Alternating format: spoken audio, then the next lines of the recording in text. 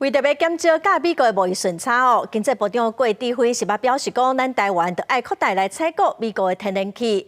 反对第四天然气接收站开发的环保团体是开去假会因表示讲，真烦恼伫基隆港甲军港的边仔，说天然气站会有国安的风险。伊嘛认为，咱台湾着应该爱来发展，地力发展。反对第四接收站的团体，伫咧案件宽评通过了后，继续举行记者会表达质疑。守护外木产行动小组指出，这届美国对顶关税议题，台湾会扩大采买美国的天然气。到2032年，台湾国内会有7座接收站，每一个人平均的储气量会到日本的2.2倍，韩国的1.7倍。饮鸩止渴之举。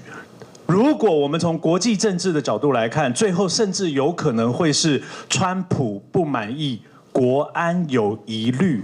在地团体指出，40个2座天然气储气槽分别距离徛街，抑有危害营区400公尺甲1400公尺。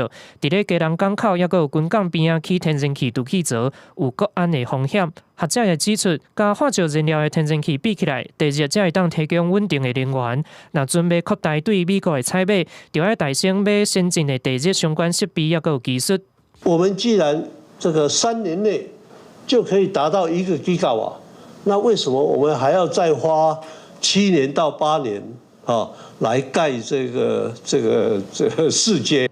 针对40个国安问题，国防部捌伫咧宽评审查阶段，表示第4接收站无起伫咧军事基地内底，也捌表示台电电力设施是国家重要的基础设施，国防部有义务协助保护。另外，第4接收站伫咧宽评阶段，互环团亚康暗坎土木污染超标。环境部长裴启明10时表示，已经组成专案小组调查，顶个月底到现场会勘，要求台电补件说明。